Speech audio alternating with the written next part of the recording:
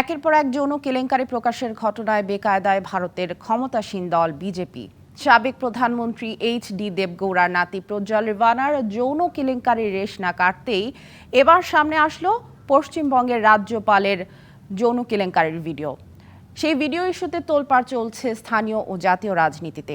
কর্ণাটকে বিজেপির শরিক দল জনতা দল সেকুলার জেডিএস থেকে এরই মধ্যে বহিষ্কার করা হয়েছে তাকে। এই ঘটনায় পাল্টাপাল্টি দোষারোপ করছে বিজেপি ও বিরোধীরা।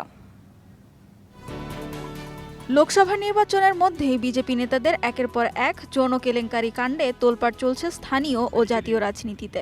পশ্চিমবঙ্গে রাজভবনের এক অস্থায়ী কর্মচারী যৌন নিপীড়নের অভিযোগ এনেছেন খোদ রাজ্যপাল সিভি আনন্দ বোসের বিরুদ্ধে। থানায় অভিযোগ দায়ের করেছেন ওই নারী। অভিযোগ অস্বীকার করে একে রাজনৈতিক উদ্দেশ্য প্রণোদিত দাবি করেন পশ্চিমবঙ্গের রাজ্যপাল। অভিযোগ সামনে আসতেই বিজেপির বিরুদ্ধে সরব রাজ্যের ক্ষমতাসীন দল তৃণমূল কংগ্রেস। আর এ পরিস্থিতিতেই লোকসভা নির্বাচনের প্রচার চালাতে কলকাতায় প্রধানমন্ত্রী নরেন্দ্র মোদী। তৃণমূল বিজেপি পাল্টাপাল্টিতে সরগরম হয়ে উঠেছে পশ্চিমবঙ্গের রাজনীতি।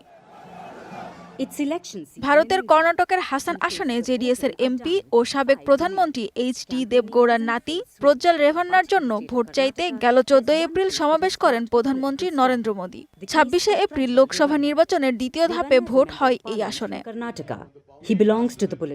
পরে গেল সপ্তাহে প্রজ্জ্বল রেভান্নার যৌন হেনস্থার প্রায় ৩,০০০ ভিডিও প্রকাশ পায়। এরপর থেকে তোলপাড় চলছে ভারতের রাজনীতিতে। যৌন কেলেঙ্কারি প্রকাশ্যে আসার পরই জার্মানিতে পালিয়ে যান দেবগৌড়ার নাতি।